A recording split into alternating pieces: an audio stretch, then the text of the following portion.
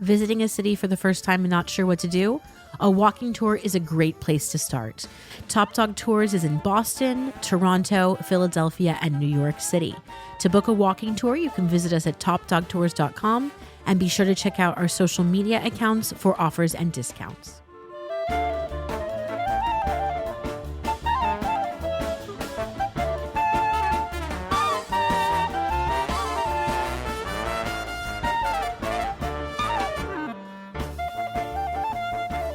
Hi, this is Nicole Kelly with She Brewer in the City, and today we are interviewing me to give you all listening a chance to know a little bit about my background and the things that I'm passionate about. Today with me is my husband and producer and sound editor, Patrick Kelly, so he's going to be asking me some questions. Hello. I'm excited to be on this side of the mic. Should be fun. Maybe learn something new after I know. many I years. think this is going to be our first episode, but we've been recording a lot of these out of order, so it's kind of fun to turn the tables on you. Yeah, be the one interviewing. I know. I feel weird because I don't have the questions in front of me. It's kind of funny about doing these questions. I feel like I know you so well. Yeah. So I feel like I'm going to be asking a lot of these questions I already know the answer to. Yeah, so it's weird. But at the same time, maybe I don't know fully the answer because some of these questions are a little more, I don't know, I think personal to what your faith is and what your beliefs are. And I think there's some things that I do that I don't think you know. So I think you might be surprised. Maybe. Yeah. So tell me a bit about your Jewish upbringing. So I feel like this is now a trope that I've heard a lot. I was raised conservative, but we weren't religious, which makes absolutely no sense. But I've heard several other people kind of introduce their Judaism that way. So I'm originally from Los Angeles. I'm from the San Fernando Valley, though I've worked very hard not to sound like I'm from the Valley. So it may not sound like I'm actually from the Valley. For those of you that are familiar with the area, my parents live very close to CSUN.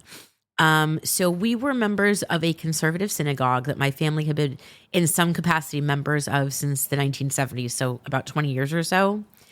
And my mother was fairly active in my preschool. I attended Jewish preschool. I was basically in some sort of Hebrew school from kindergarten until I was about 15. We didn't keep kosher growing up.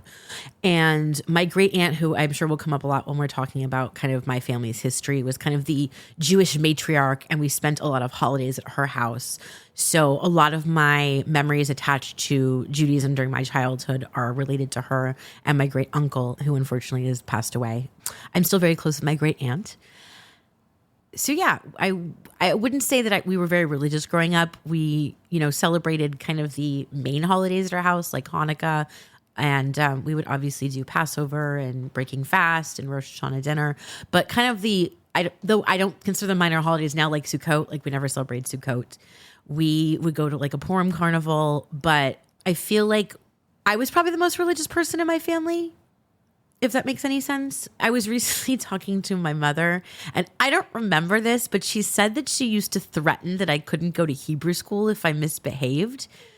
Clearly this is real, or maybe she just made it up. I don't even know.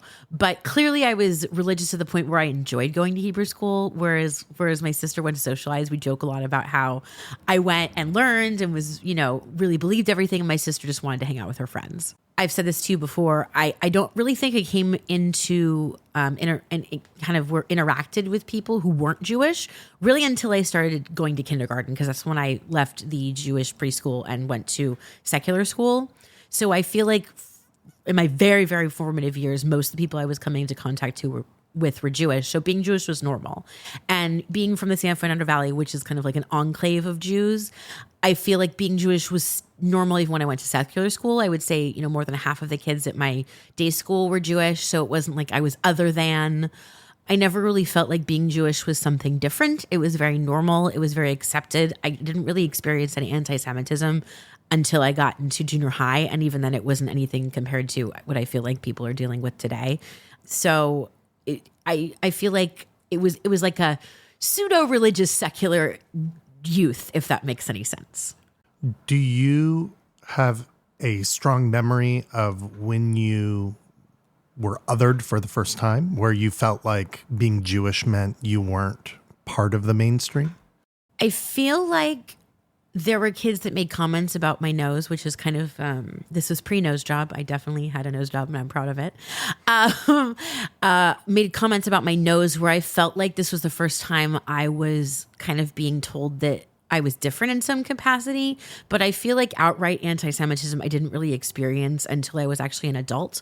I remember I did that tour of Music Man, and there was a guy in the cast who was wearing rosary like as a necklace, and I remember saying something like, I thought that was weird because it was a religious object, and he kind of got really defensive and said, what do you know, you're a Jew, you don't even believe in God. And he said this in front of a couple other people who I considered friends, and no one said anything, and I felt that was very other. I feel like that was one of the first times I felt kind of just like overtly, that an anti-Semitic comment was made to me. And, clearly this person had no concept of Judaism or me. And I wasn't even friends with this person. I was just making like a passive comment because I didn't understand something. So I feel like that's one of the first instances that kind of stands out to me as feeling like I was other than, especially because there was someone there who was either at least half Jewish, if not fully Jewish. I don't know how religious they were, but I knew they were Jewish in some capacity. And then someone else there who I considered a friend, and no one said anything. So it felt very alone and an isolating incident. Okay. I mean, that's pretty late then. Yeah. I mean, you were into being an adult by that point. I mean, I like to say that I grew up in this kind of liberal, very Jewish bubble. So I feel like I was never othered.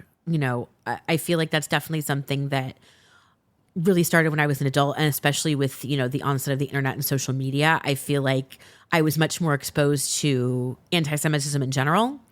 I feel like this story kind of encapsulates my experience growing up with anti-Semitism. Is I worked retail between gigs, and there was an older woman who her husband had passed away, and she was just really looking for something to pass the time and make a little bit of extra money. And she was saying she volunteered for the ADL, and I was like, "Oh, what's that?" And she said, "It's an organization that focuses on fighting anti-Semitism." And I remember thinking, "Why do we need something like that? This is 2009 or whatever year it was," and I was like, "That doesn't exist anymore." So it kind of puts into perspective how naive I was about how rampant anti-Semitism is, but it shows kind of the area that I grew up in and the time that I grew up in and the people that I grew up with, that it was very normal to be Jewish. I think I saw recently on a number of feeds, post October 7th, there was a gentleman, I'm probably going to misinterpret the story just because I saw the video once, but I remember said growing up, he never felt like he ever experienced anti-Semitism, but then decided to start his own group. It was called, I think it's Nice Jewish Boy. And he basically holds these conventions or like get-togethers for Jewish people, for non-Jewish people, but just people who can get together and kind of socialize and meet up and talk to each other. I think it's partially maybe a dating thing. He gets a lot of he tries to separate so it's not all just a bunch of girls getting together or a bunch of guys getting together. He tries to diversify it as much as possible. But while he's been in this kind of post-October 7th world, he's been posting videos and talking about things, and he wears a hat that I believe it says Nice Jewish Boy on it. And while he was posting a video about anti-Semitism, a person on the street confronted him, basically calling him racial slurs and calling him things. And he was like almost shocked and taken aback by it in the moment, that he was like, oh my, I'm literally making a video about my experience with anti-Semitism and how it's almost non-existent. And then somebody comes up to him abruptly on the street and, basically verbally assaults him in that way. I feel like I've been very lucky. The few instances I've experienced anti-Semitism, it is very shocking and almost jarring, because a part of me is like, are you insane? I feel like we are the generation, the geriatric millennials, whose grandparents fought in World War II, and we learned a lot about the Holocaust, and, Schindler's List was made during our formative years. So it's like, this is stuff that idiot-proof. Jew hatred is not a thing that is acceptable. So when it does happen, I feel like it is a shock. And it's, I feel like what I've been seeing since October 7th, I've been crying and I have stress nightmares, and it's out of control. But I feel like growing up, like I said, I did growing up in kind of this nice little bubble of, acceptance and being proud of being Jewish and being able to display that. And, I remember, I still make fun of my mom for not wanting to say the word Hanukkah out loud in public, because we'd be like at a department store and she'd be like, okay, I'll think about it for Hanukkah. And I'd like laugh at her. But, having conversations with her, especially since October 7th, she's like, you know where I'm coming from now. My mother, her mother had to lie about being Jewish and couldn't go home early on Friday to celebrate Shabbat from work because she would have lost her job. So she's carrying that trauma that I feel like I did not have, that is now, again, coming back. Yeah, reintroduced into this generational trauma that I've worked so hard to kind of get rid of. And nothing's more Jewish than that, right? Yes, generational trauma is very Jewish. The same traumas over and over and over again. Speaking of generational trauma in your family, where does your family historically originally come from? I know you said you grew up in LA, but what about a couple generations? So if we go back to great-great-grandparents on both sides, everyone lived in the shtetl of what is now either Russia, Poland, or Ukraine. My great-grandmother, my mom's grandmother on her mother's side, so my mom's mom is from... Her paperwork from Ellis Island says that she is from Poland. However, her father's paperwork from years earlier from the same town says it was Russia. So it's kind of that border that kept on shifting depending on wars and what was going on.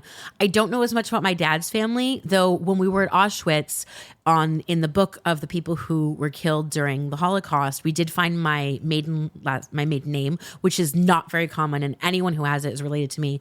And it said the people were from the Ukraine. So, well, it's now the Ukraine. So... Yeah, I think, that Pale of Settlement, Poland, Russia, it's either Ukraine or Belarus or, all of these ambiguously Eastern European countries that wars and drama and, kingdoms all fought and lost territory or gained territory depending on who was ruling that generation or that week.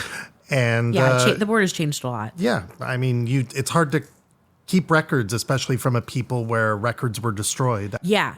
Yeah. So it's that Eastern European Pale of Settlement shtetl life. Like I literally had a great grandfather who was a tailor. So, when I did Fiddler on the Roof numerous times, I always felt like it was very much my family. Everyone, to my knowledge, came through Ellis Island. I have records for some relatives. The last direct relative, that great grandmother, came in 1920. So I did not have any direct relatives who would have been in Europe during the Holocaust. Mm. Do you feel like that made it more difficult for you to relate to the Holocaust? Or if when you met people who had that direct trauma in their families or in their lives, that you felt a little kind of separated from that? I do feel separated in some capacity because I don't think I carry the same type of generational trauma, but I think a lot of the trauma my family carries is from what they experienced when they got to America. I also had a great grandmother who was in Russia during World War I, and I think just the general being a Jewish person in the early 20th century in Russia has kind of trickled down a little bit. I mean, we'll talk about this, but I don't think it's damaged my ability to relate to people who have relatives who are in the Holocaust or the Holocaust in general. It's something that I'm very passionate about and know a lot about. So I think it might give me an advantage because I'm coming at it from a non-personal connection. It's not like I had a grandparent. Well, a non-direct relative. Yeah, a non-direct connection. relative. It's not like I had a grandparent who was in a camp or lost a lot of family members. So I think there's a disconnect I can have and look at it from more of a academic perspective. Though, I mean, it's still personal. No, I think it's personal to anybody who is of Jewish heritage, but it's not personal in the way that I have heard stories from a relative or lost relatives. So where did your family settle in the United States after they came through Ellis Island? So my mom's maternal side, they all ended up in Toledo, Ohio. And I was making a joke once. I was like, Jews in Toledo. Apparently there was an uncle who worked at a tire factory and he was able to get jobs for everybody. And another uncle, I don't know if it was the same uncle, at one point in the 50s visited California and said, it's much better out here. You should all come. And they all moved to Beverly Hills. My mom's dad's side, they lived in Chicago, and I'm not sure how he ended up out in the Los Angeles area. My dad's family is very New York. My grandparents were born and raised in the South Bronx. They sounded like it. So they clearly just walked from Ellis Island to the Bronx and just stayed there. But my dad and his parents did move out to California when he was 6. So that's kind of how everyone ended up out in Los Angeles. Then your parents basically grew up in LA. Yeah. So you're second generation Los Angeles. Yes, second generation San Fernando Valley, I guess. So you can get specific. Yeah, that's exciting. I guess. I don't know. I mean, probably in the 80s, that was an exciting place to be. It was a very exciting thing when Valley Girl was a movie, and it was a trope. Encino Man. Yes, I am a fan of Encino Man. It's a good movie. It's a good movie. I mean, hey, another Brendan Fraser classic. I know, with Pauly Shore, who is Jewish. Growing up in LA, what was that experience like? In general? Yeah, just being in LA. Everyone in LA is involved in the industry. And I feel like that was also normal. And, my father is a retired television producer. And my grandfather was one of the creators of Let's Make a Deal and created a lot of game shows and was in the Writers Guild. So also being up in the entertainment industry is very normal, which is very Jewish. LA, like I like to say, is a giant suburb. So we didn't really leave the general, West Valley area too much. I do feel like I was afraid of Hollywood a little bit because I knew it was kind of dangerous. And, I eventually went to school there. So obviously I figured out that wasn't real, but it was a very suburban existence, idyllic in some capacities. We were middle class living in a flourishing suburb. And, I wasn't really experiencing any racism. And, there was at least overt racism. Overt racism. Yeah. I wasn't experiencing it. I'm sure it obviously existed. But yeah, I think it was a good place to grow up. I feel like, though, it would be very different now. Do you think growing up in LA led you to what your kind of wanted career path was, at least in your earlier life? I don't think so. I did do children's theater and then kind of decided I didn't want to do it. I don't feel like the exposure to my family being in the entertainment industry had anything to do with it. I think it was their love of the arts that more encouraged that. My father, especially his love of classic films. My mom likes to say that she got me interested watching old movies by showing me musicals, which is what we're doing with our daughter. She loves movie musicals. And then I kind of got into, classic film and used to come home from school every day and watch TCM. And I kind of fell in love with that aspect of it. It wasn't really the theater part of it that came until later when I was in high school. And I really don't think growing up in LA made a difference. I feel like a lot of people who end up on Broadway grew up in the middle of nowhere. I feel like that's a much more common story than I grew up in New York or LA. Yeah, I mean, I think a lot of things tie people into wanting to pursue a career in acting or performing or anywhere in the industry, really. But I don't know. When you're surrounded by it all the time, it might, influence it. I will say I don't know if I would naturally have been drawn into being a actor, performer, singer, if my parents weren't already involved in it and I was exposed in that way. But then again, I can't imagine what my life would be or who I would be without that kind of exposure. Speaking of your family, can you share some family traditions or cherished rituals or things that your family does? Like Jewish rituals? Yeah, that are Jewish that maybe are unique to your family or are just things that when they come around yearly that you kind of tie yourself to? Yeah, I can kind of start with the year cycle. So Rosh Hashanah, we always had dinner at my great aunt and great uncle's house and obviously had apples and honey. And it was a big kind of family get together and dinner. And then, a week or 10 days later, however far Yom Kippur is away, we would do the break fast. I don't really remember my parents fasting, but I did after I turned 13. And then stopped for a little while and they started doing it again recently. Sukkot, we didn't do anything for Sukkot. For Hanukkah, being an American Jew, that was like the big holiday. So we got 8 presents. And when I was younger, we would always do a big family get together at our house.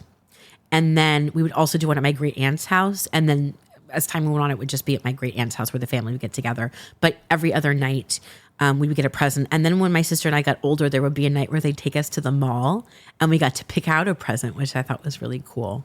After I was out of preschool, we didn't really do anything for Purim. Passover, we always had these huge seders at my great aunt's house, like 30 plus people. And there's a couple things I think that my family does differently just in general. So at Passover, normally when someone finds the afikomen, they're the one that gets a present. But at my great aunt's house, everyone got a present, including the adults. Usually it would be some sort of book, possibly about Judaism for the adults, but the kids would either get money or a present of some kind. And I think that's pretty unique. There's also something my family does that I don't know if this is just my family, but traditionally, at least at our synagogue, everyone says the mourner's Kaddish, but in my family, you don't say it unless your parents have died.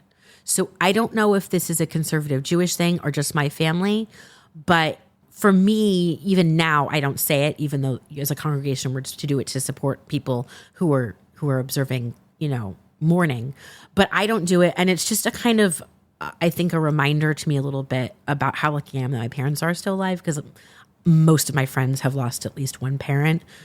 So that's something that my family does. And that's different. Any of these celebrations or unique traditions have you incorporated into your adult life or your family life? I mean, we do have a big holiday party, which I like, but it's not with my extended family, obviously. I don't know. We don't have large seders, so I don't think I'd have the opportunity to give every guest a gift. And we have a small apartment, so I don't know how we would hide the afikomen. I'm interested to see how that will work out when our daughter gets a little bit older.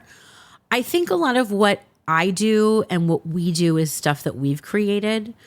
Like I said, I feel like I grew up pseudo religious secular, so we didn't have a lot of, well, this is what we do. We do Shabbat. We do this. So there wasn't really a lot of that. I feel like a lot of the stuff we did was just very normal. So there's not anything unique, I think, that I've kind of brought into our life. I think anything I do as an adult is something that I've kind of made the conscious decision to do. Are you influenced then by what your family was doing before? Or is this something that you've now learned in your own Jewish studies or connecting to the synagogue that we're now going to, or other things that have kind of influenced that? I don't think it has anything to do with what my family did before. My mom in particular, she had a sister that passed away, so her parents kind of distanced themselves from religion. So she didn't really have anything that she did. And I think that's part of the reason we didn't do anything, is there was nothing that she had that she brought to the table. And my dad's family wasn't very religious in the same way. He had like 3 months to get ready for his bar mitzvah, and it was at the Temple of the Deaf. And we make jokes about my dad singing badly and no one being able to hear. So they didn't really bring any like major traditions with them to our household. So I think that anything that I've started to implement with our daughter has been stuff that I've either always wanted to do and, either felt uncomfortable asking to do it or just knew that it wasn't possible, and things that I've learned about that you can do, things like hanging a mezuzah and saying the prayer for that, or, doing Shabbat every Friday and things like that I've always wanted to do. Obviously, like I always wanted a sukkah, but we live in a New York apartment, so that's not going to happen. Well, why do you think your family never celebrated Sukkot?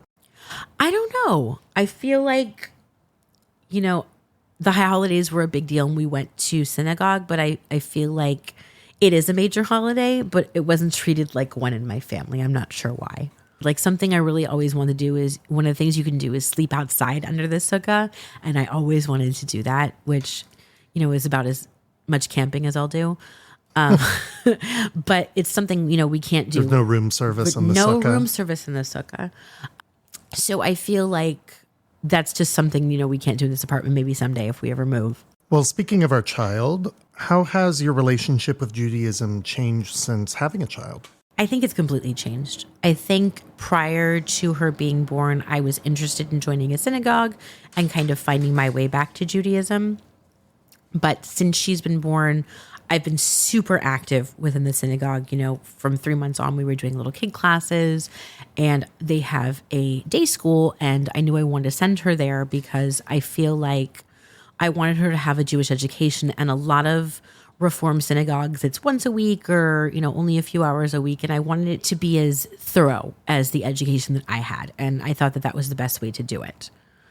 I also, we've started to do Shabbat on Fridays. I'm going to services on Fridays. I'm celebrating holidays I've never celebrated before and doing things like going to the march in DC and getting to know the clergy very well. I feel like I didn't really have any relationship with the clergy at the synagogue I grew up with. And I feel like maybe it's because I was a child, but now as an adult, I feel like I can communicate with these people and talk religion with them in a real way. So I would say that my relationship with Judaism has changed a lot.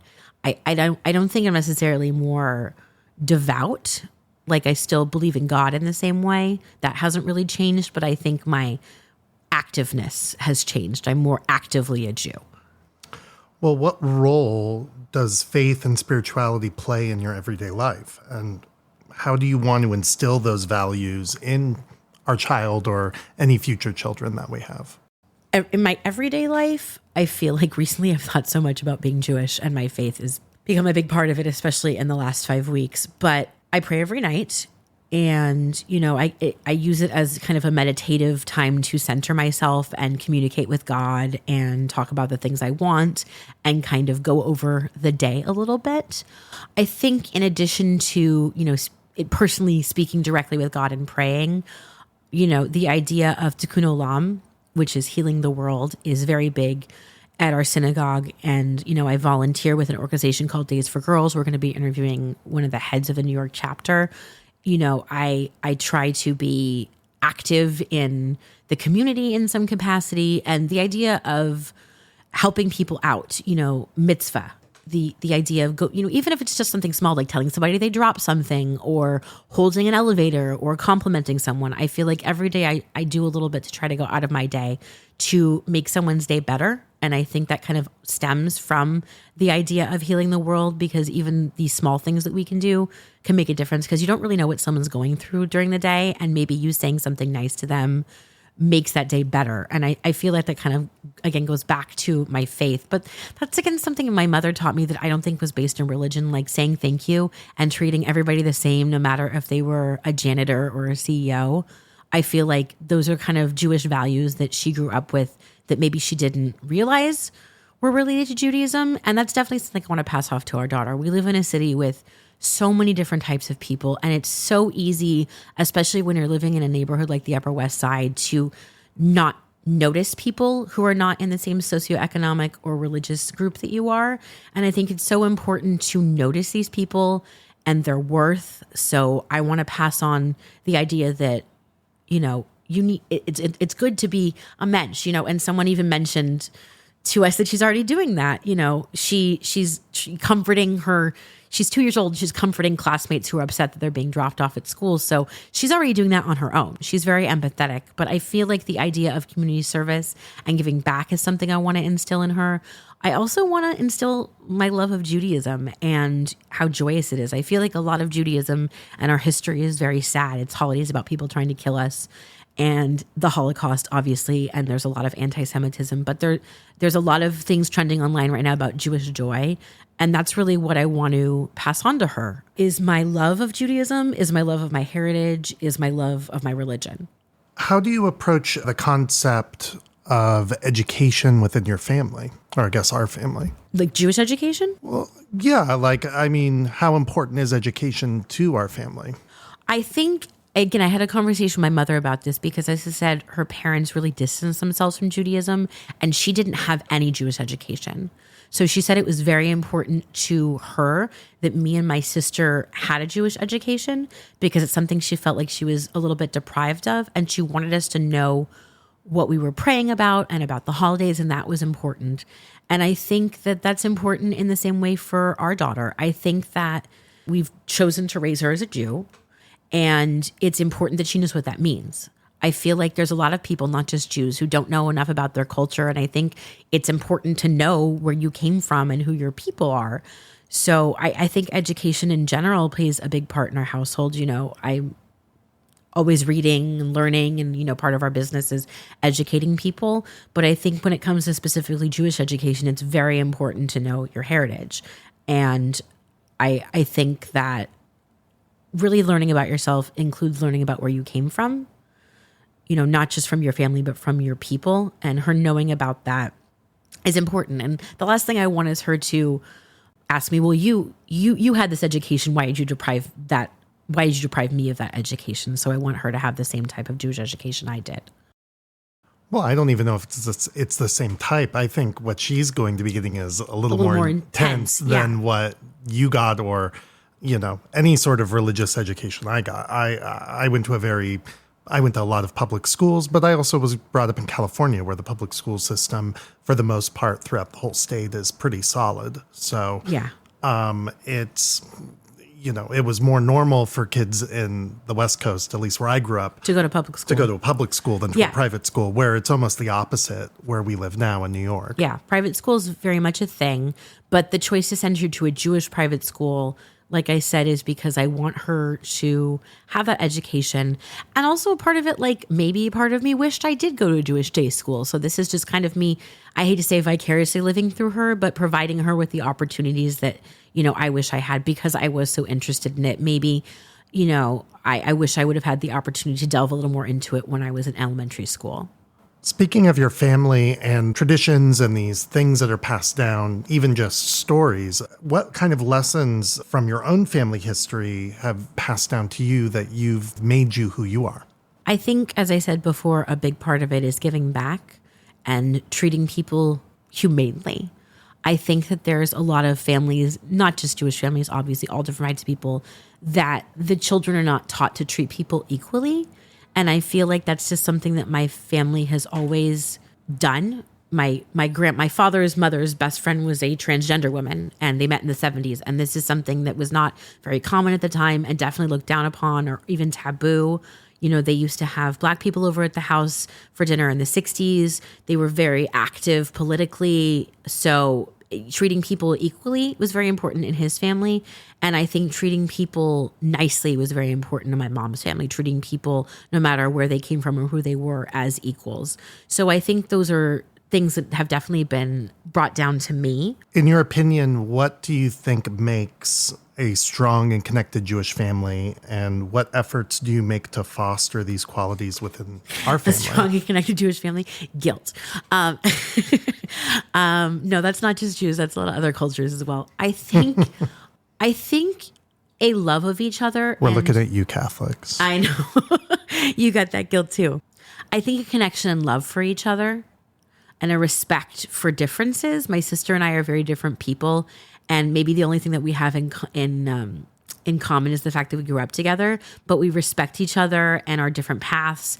And there's a love there. I think that Jewish families, at least the ones I know, there's a lot of squabble. There can be disagreements, but at the end of the day, we always come back together because, I think for thousands of years, all we had was family. So the family unit in Judaism is extremely important because sometimes that's all you had. I know your Hebrew name has something to do with your family as well. What is your Hebrew name? So my Hebrew name is Nechama Michal, which means peace and who is like God.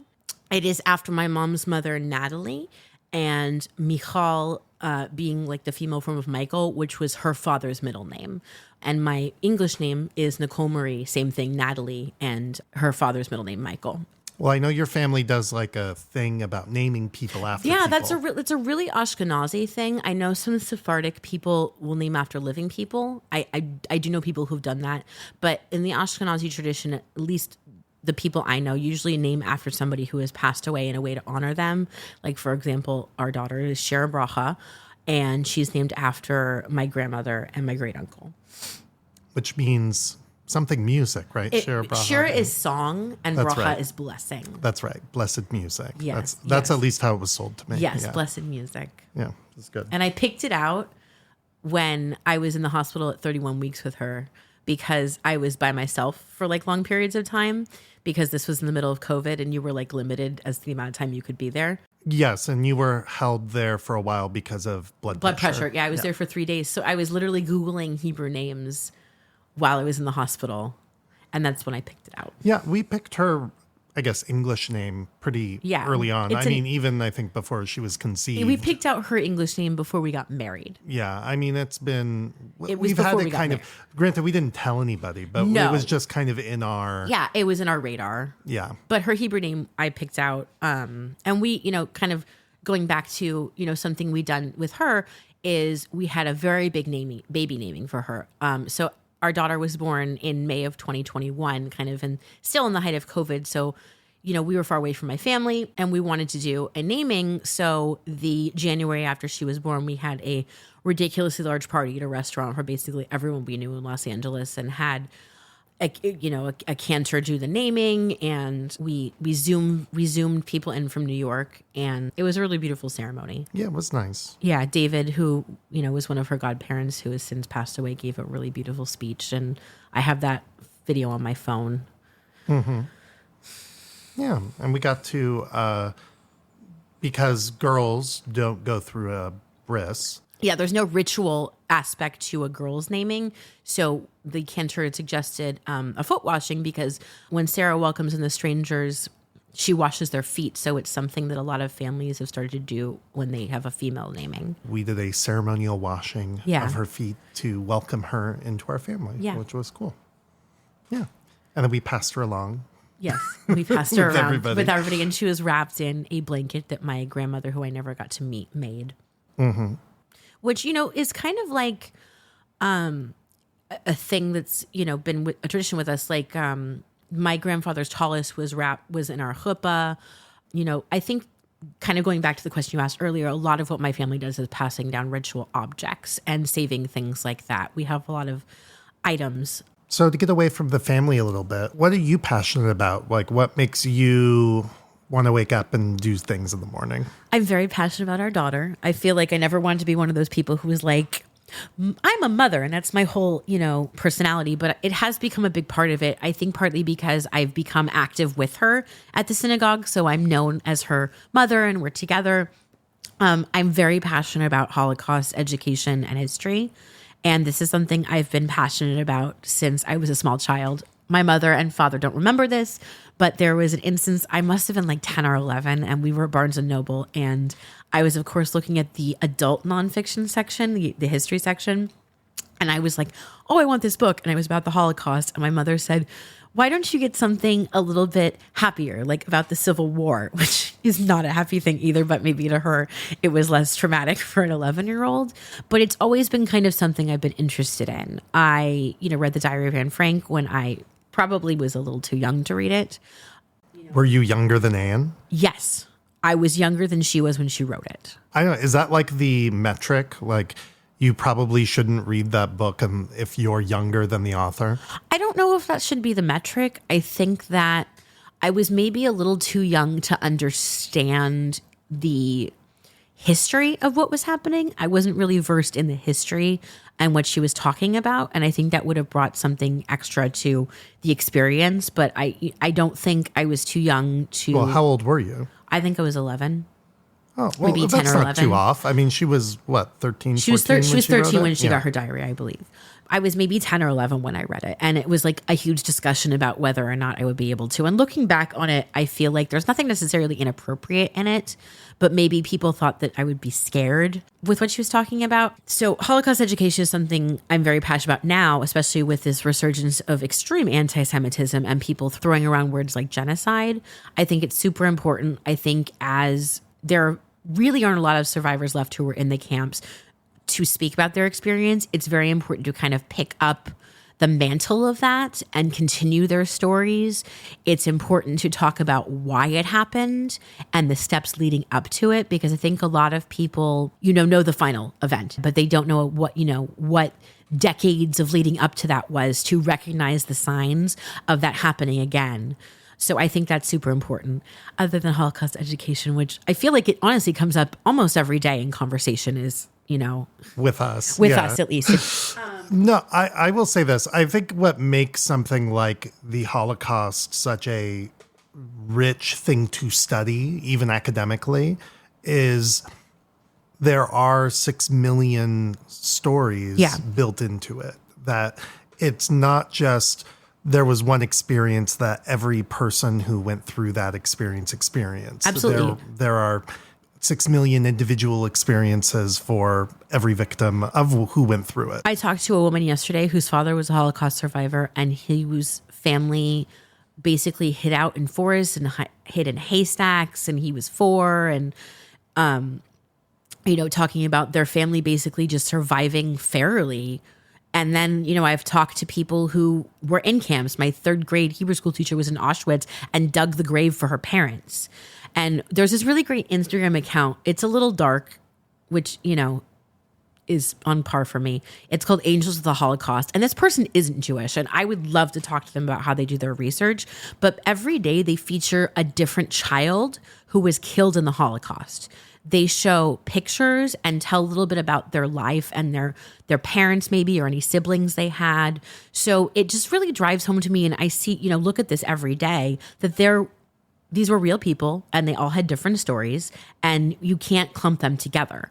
And I think a lot of people tend to clump this like, well, everybody was this and they all died in a gas chamber and most people died in Auschwitz. And I was like, there were a lot of people died in Auschwitz and a lot of people died in gas chambers, but there were a lot of different ways people died. There's a lot of different ways people survived. And I think that is one of the things I'm drawn to, is there's so many different stories that I feel like there's an infinite amount of information to learn. Well, it was a little more now than 5 years ago. We went on our trip to Central Europe. Yeah. And visited Auschwitz and visited Birkenau and visited Dachau. The sign, which I can't remember in the German. Arbeit macht frei. I believe I'm saying that correct. Yeah, work will set you free. Work will set you free. That was put as a euphemism, that work yourself to death and then you'll be free. Of course, there are a lot of ways that people were tortured and suffered and eventually killed within these places, and just within Europe during that era. Yeah.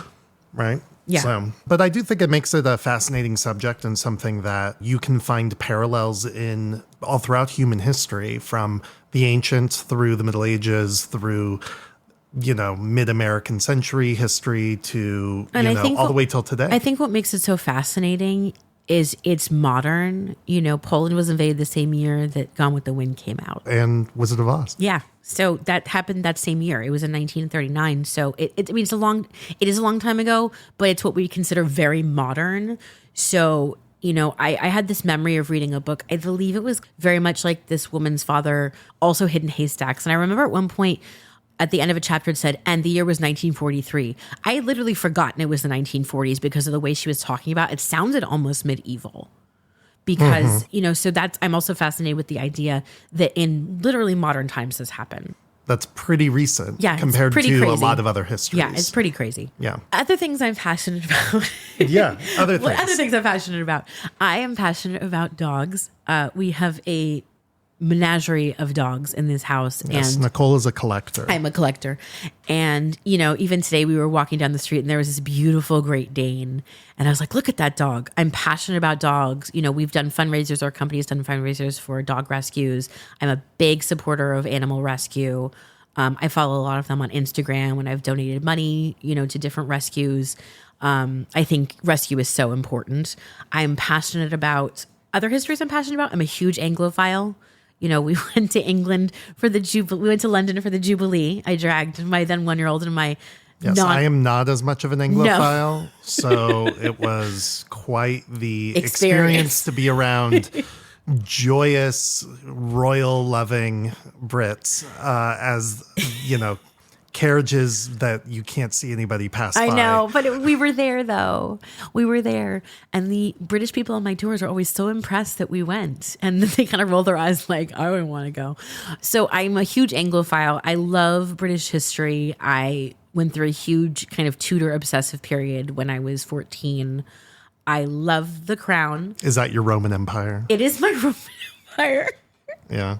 I think the royal family is my royal empire. Your Roman Empire? That's what The royal family is my Roman empire. I have specific jewelry that I own because Kate Middleton has it. Yeah, that's pretty... I mean, that's a lot of energy to put into a family, especially the way we treat them. You could consider it a human rights violation. But who is a big supporter of Holocaust education survivors is King Charles. Well, he was actually just at a event for the 85th anniversary of Kristallnacht. He met with a bunch of older people who were in the Kindertransport, who were Holocaust survivors who escaped the Holocaust. And he wrote the foreword for a book that a woman and her grandson wrote about her experience in World War II. So he is a big supporter of Holocaust education. Fun fact for you. Good to know. So I'm a huge Anglophile. I love dogs. I love horror movies. I don't know if I'm passionate about these things. I mean, every October we go through we watch a horror movie marathon. We go through a horror movie marathon. So yeah, I'm very passionate about all those things. Speaking of things you're passionate about, why don't you tell me a little bit about your Bat Mitzvah? Ooh, my Bat Mitzvah. So I was the first woman Bat Mitzvah on either side of my family, which isn't something I actually figured out in my brain. In the moment. Until I met you, basically. Like I think you asked me and I was like, yeah, I think I am the first woman to have Bat Mitzvah. So I had a double Torah portion. It was very long and my synagogue wasn't very large. So you got the entire thing. You weren't sharing it with anybody. And I also had a very long Haftorah. So the preparation for it was a lot. Mm-hmm. But I went to Hebrew school twice a week. So I go to regular, like secular day school 5 days a week. And then it'd be either Tuesday or Thursday or Monday and Wednesday. And I would go for 2 hours. And we'd learn Hebrew and we'd learn about the prayers. It was kind of in preparation for my Bat Mitzvah. And I went from the time I was in kindergarten until I was in 7th grade, twice a week, and sometimes on Sundays. And one of the things that was required of graduating, I guess, from each class from each year is you had to go to a certain number of services. So you'd be required to go to like a certain number of Friday night or Saturday night services. So I was exposed to the services. And then I was also in the children's choir. So we would perform at concerts and in services. And then inevitably once a year, the class you were in would have like a Shabbat service they'd leave. So I was it wasn't like we went to services all the time, but I went regularly enough that I was very familiar with the prayers and the process of all that. And I had my Bat Mitzvah when I was 13. It was March 13th, 1999. I thought that was cool because it was the 13th and I turned 13. I practiced a lot. I took it very seriously. I had it memorized way before I needed to. There was no last minute with that. The ceremony was lovely. And my mom talks about how people didn't realize I could, because I basically like chanted the Torah portion and they didn't realize that I could sing. So, she said that everybody was kind of complimenting me and was really surprised by that. I feel like every girl who had a Bat Mitzvah in the 90s kind of wore like the same outfit. And I've noticed this on some social... What is this outfit? It's like a suit because I think a lot of these people were raised conservative and you had to cover your shoulders on the bima. So like it was like tights with these little heels and like this suit. Mine was like a white dress with a little white suit jacket. You've seen pictures. I'm sure that caused conversations. You've seen pictures of this. It wasn't an issue for me. It became more of an issue when my sister had her Bat Mitzvah because she did not want to wear an outfit like that. And there were a lot of discussions about that.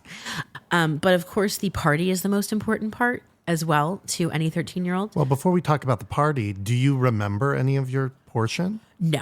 Like if I was like... If you put it in front of me, I might be able to remember some of it. But like off the top of your head, you couldn't just be like... No. I probably could... I don't know. Yeah, No. I don't know. No.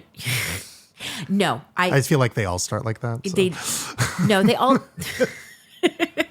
Just cut this out. This is being you pseudo like... What? Tropey.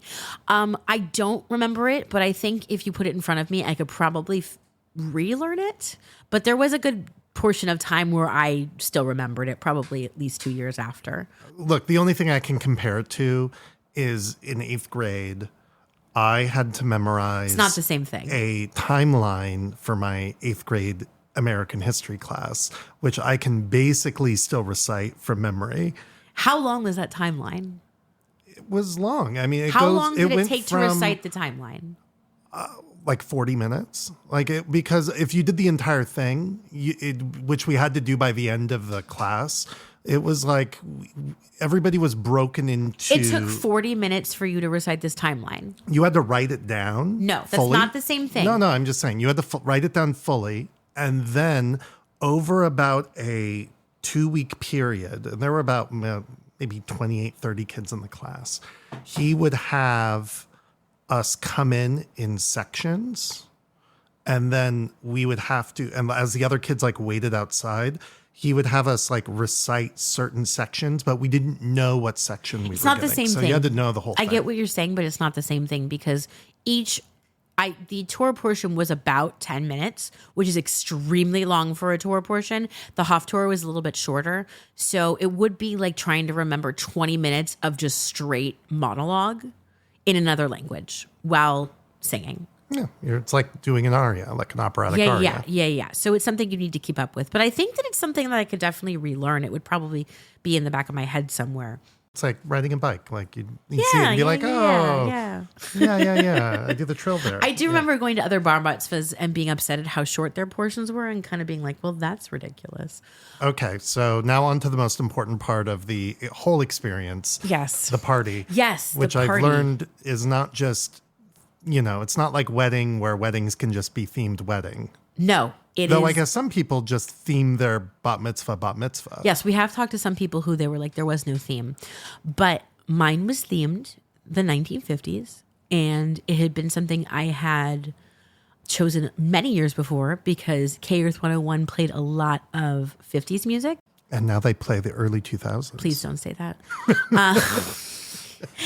And I loved 50s music and I loved poodle skirts and I loved, kind of the whole 50s vibe. So the colors were turquoise, hot pink, and black.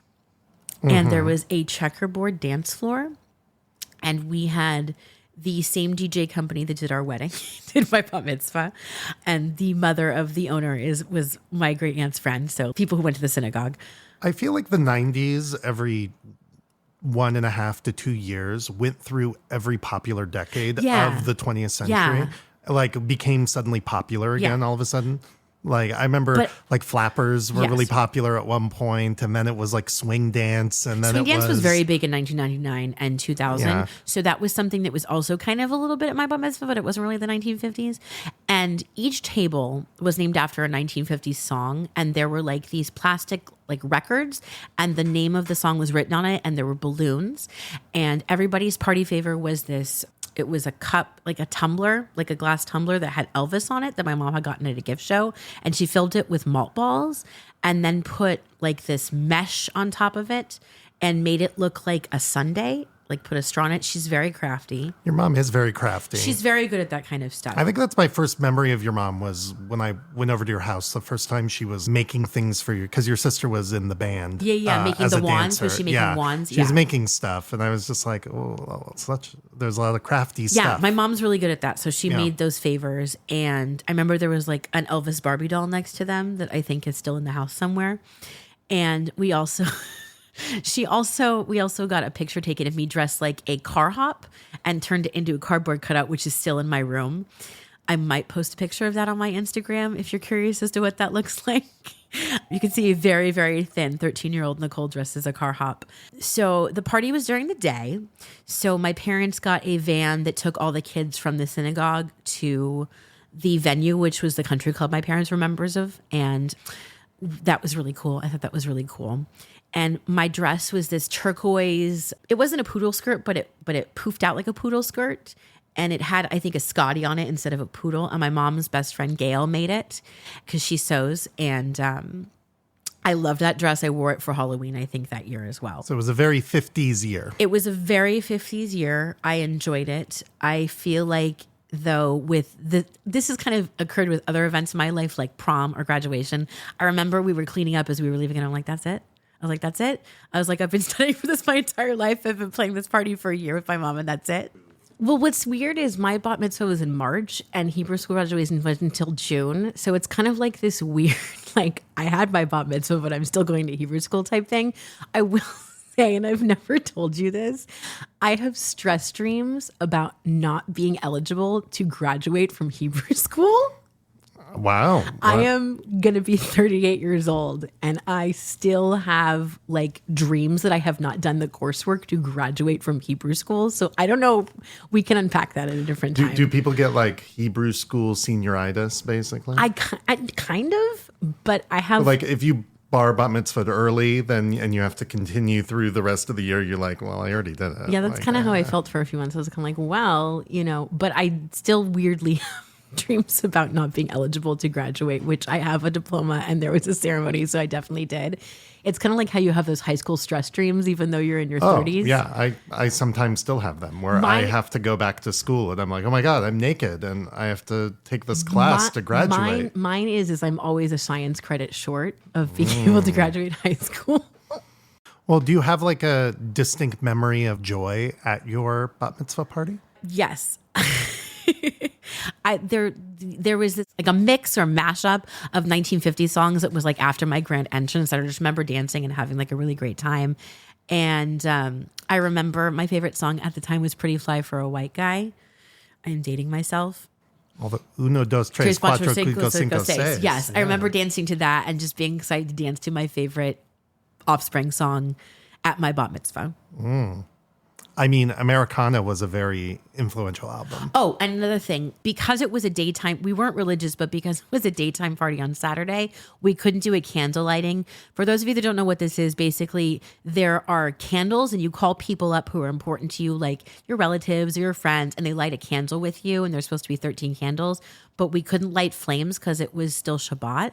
So my mom, being crafty and smart, she took a picture, and I think it was like a picture of me when I was younger, and basically had it put on foam board and it was cut into puzzle pieces. So I would put the puzzle piece on like another board. So I still got to do kind of like a bringing everybody up. And when you brought everybody up, the DJ would play a song. And of course, when you brought all your friends up, they played the Friends theme. So that was also fun and what we did when I called people up is we wrote a little poem about the person. So that was kind of fun creating those poems as well. Is that a Valley bat mitzvah thing, or the puzzle piece thing? No. The like little poems to bring, because I feel like in my adult life, I've now been to many, many bar and bat mitzvahs, either as a performer or as a guest. And I think that trend tends to... Well, I clearly started it. I don't know. Around it. I don't know. I was like, is that I don't know. I do have a friend that had a bat mitzvah after me that also did the puzzle piece thing because it was a nice... They liked it on yours. They liked it. It was a nice workaround, I think, for the candle thing, because a lot of people had daytime parties because they were cheaper. Yeah. So I don't know if I clearly started a trend in the Valley or it's just something that my mom had seen someone else do, but it was kind of fun writing the poems. So what do you love most about being Jewish? Okay, I can kind of sum what I love most about being Jewish into an experience. I love the Jewish joy, and I love that feeling I get when the hora starts playing and everyone gets up to go dance, and just the joy and excitement people feel. You look at people's faces when they're like having so much fun, like as the hora starts. And I feel like that encompasses the Jewish joy that I feel.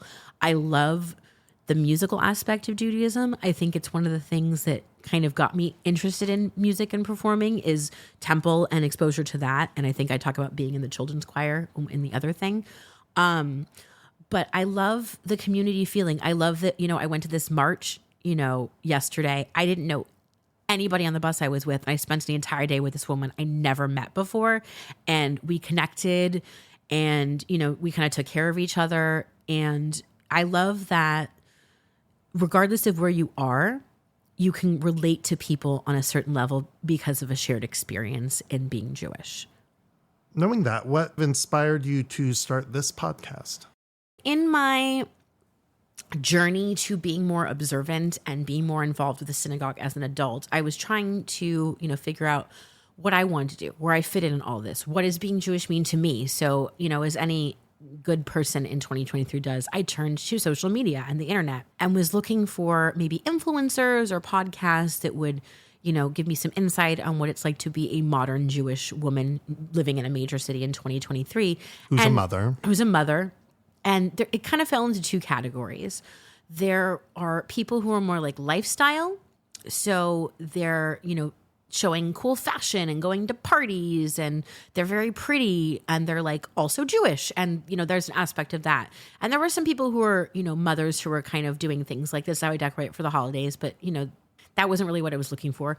And then the other thing I found was a lot of people who were like, I'm Orthodox. This is what Orthodox Jews do. This is what I believe. And I think there's a very important place for that. And I think it's important to normalize Hasidic and Orthodox Jews as normal people, because I feel like a lot of people see them as like, come look at the freaks. And I think it's there's definitely a further othering. A fetishing almost. Yeah, fetishing. Anybody who lives an extreme lifestyle of any kind, we want to make a, reality show about it. Yeah. If they're, conservative anything. Yeah. Or at least hyper-religious of any kind. People are intrigued by that. So we have our influencers who that's their whole thing, and that's great. And then we have our ultra-religious people talking about their religion, but there really wasn't anything in the middle. There wasn't people talking about different ways to be Jewish. The podcasts tend to be about Torah, or, they're super intellectual. We're talking with triple PhD about anti-Semitism. And that wasn't really what I was looking for either. Look, I think there's probably a really important place for hyper academic there is looks at I agree. Any sort of world issue. And to be honest, I'd rather listen to somebody with a triple PhD when it comes to certain subjects than somebody's hot take on something. No, I agree. But that wasn't necessarily what I was looking for. Again, an hyper academic exploration of something isn't necessarily a daily experience. No, I wanted to kind of look into the different ways to be Jewish. And I really wanted to hear people's stories. I feel like, you have 100 Jews, you have 200 different stories and ways of observing. And I wanted to learn about people's experiences and, learn about what being Jewish meant to them and see if it was different or similar to my experience. I feel like a lot of what I grew up thinking was normal to specifically my family and my synagogue, not necessarily to conservative Judaism or Judaism in general. So, kind of figuring out what's normal and maybe reinforcing or challenging what I believe. And that's one of the reasons I want to start this podcast. I've also, even in the short time we've been talking to people, made connections with people who are amazing. I've learned more about people I already know. And I feel like I'm really interested in people's stories. So this is a way for me to learn about people's stories and share their stories. Yeah, I think it's cool. I don't think you or I doing the, editing for this are going to ever strive for perfection. We're never going to be striving to say this is the one and only way to do anything. And that's, I think, one of the things I love about Judaism, that even within my research about, two different types of observance of Hanukkah, I'll talk about, for example, the way people light the candles, different. Didn't know that. Very interesting to me. Mm-hmm. So I think that. Well, I think it's important to say there isn't really a right or wrong way to do one or the other. Yeah. It's just, different. These are the different variations of the same thing. Yeah. Yeah. Which is cool. It's important. Who do you think ultimately this podcast is for then? Is it only for Jews kind of exploring what you're at, or is it for anybody who's curious about this stuff? I think it's for anybody and everybody. I spoke with a woman who is not Jewish. Her husband is culturally Jewish, not religious at all. Both her daughters are dating Jewish men and are probably going to be converting. And she was like, I will have Jewish children and Jewish grandchildren. I don't really know much about this. It's for people who grew up like me, who maybe are finding their way back to religion. It's for people who aren't religious, who are interested in the cultural aspect. It's for people who are curious about one of their favorite influencers or Jews that I'm interviewing. It's for people like my parents who, are maybe trying to figure out what being Jewish means today. I think it's for people who are interested in converting to Judaism. I think it's for non-Jews who have no idea about Judaism and are maybe looking to break the stereotypes that they've heard. I think it's for everybody. And I also think it's for people who just like to hear people's stories. There are people, I love stories. I love people's stories. I think there are people who just like hearing about other human experience. And I think it's for them too. We're also going to have some informational episodes in addition to a lot of interviews. So I think if people are looking for a way to learn about things like Hanukkah or, a movie I'm going to talk about that I think is very anti-Semitic, even though it's about the Holocaust, things like that, maybe things that, aren't talked about very much. Well, our background and what we've done since being actors and performers is we own a historical walking tour company, which gives us kind of a direct voice to travelers and to people exploring these cities like New York and Boston and Philadelphia and Toronto. And by kind of exploring these cities, we get to talk about the history, get to talk about the people, the cultures that are in them. Doing these kind of more informational episodes that are diving into maybe one aspect of Judaism or one aspect of a holiday or a film that kind of reflects on that.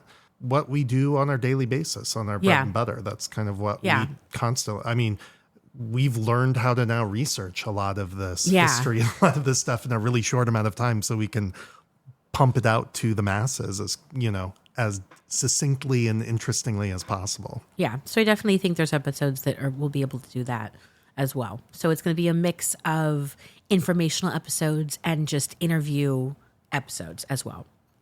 Yeah. And we'll see how it evolves. I mean, maybe this is the format right now. It might change to something else later on. As we kind of learn and evolve into doing other things. Yeah. Is there anything else you like doing in your spare time? I am an avid reader when I have time. I love to read trashy romance novels. It's like a palate cleanser where I don't really have to think and I know how it's going to end.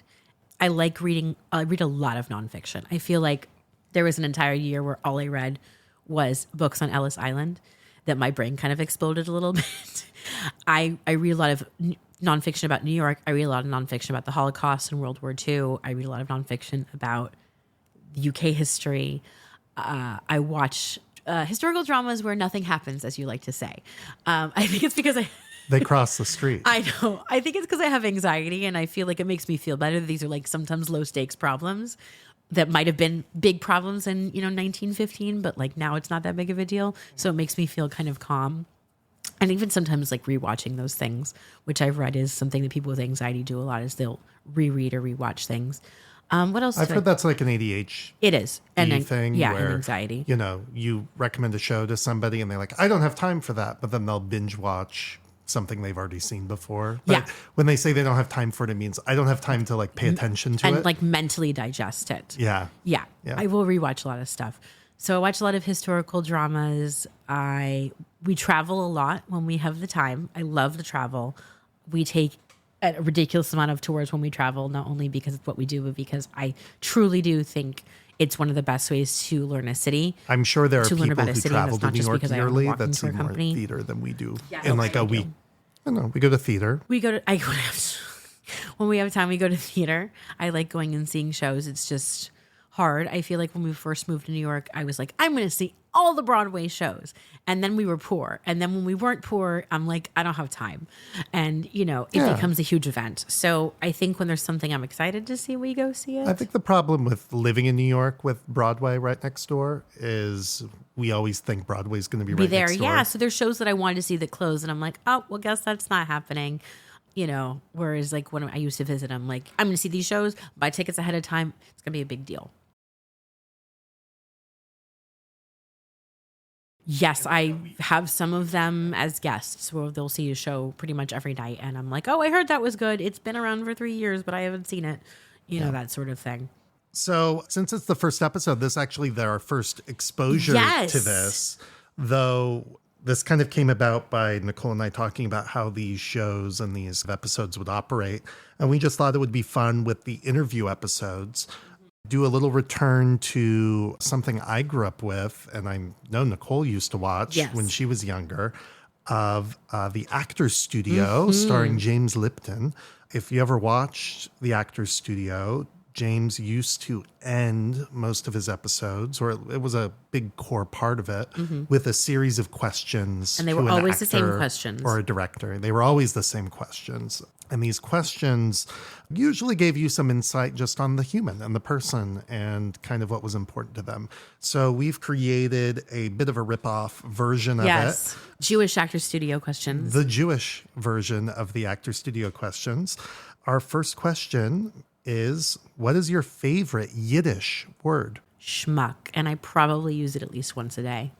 Yeah, schmuck's a good one. What is your favorite Jewish holiday? I feel like I should say Hanukkah, but I really like Passover. I like Passover because I have very fond memories of celebrating that with my family. Do you have a favorite food item that you would eat at Passover? Potato leek soup. I don't even need to think about that. Yeah. Yeah. Well, that's kind of a you family thing. Your great aunt has that recipe. Potato leek soup. Yes. Yeah. I would over the matzo ball soup. I know matzo ball is more traditional. Yeah, well, there would be two options. It would be either potato leek or matzo ball, and like whoever was kind of like waiting on the tables would go around and ask. Always potato leek soup. The potato leek soup's good. Yeah, I mean, it's a solid really soup. Good. Yeah. If you had a bat mitzvah today, what would the theme be? Travel. Every table would be like a different place I visited, and like place cards would be like passports, and it'd be very cute. Yeah. What other profession, other than what we already do, would you want to attempt? Something in the medical field, like be a doctor. Yeah. Something easy like that. A type of, do you have any type of doctor? Medical doctor you'd want to be? Maybe a pathologist.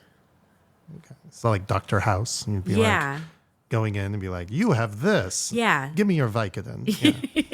Yeah. Maybe without the Vicodin injection. This is the last question. If heaven is real and God is there to welcome you, what would you like them to say? Everyone is waiting for you. Great. Well, thank you, Nicole, for sharing your insights of who you are. And I'm very excited to start this journey with you of creating these fun episodes. Hopefully people will get joy from them. Hopefully people will start listening. Yeah. Who knows? Tell your friends. Tell your friends. Tell your family. Hide your kids. Hide your wife.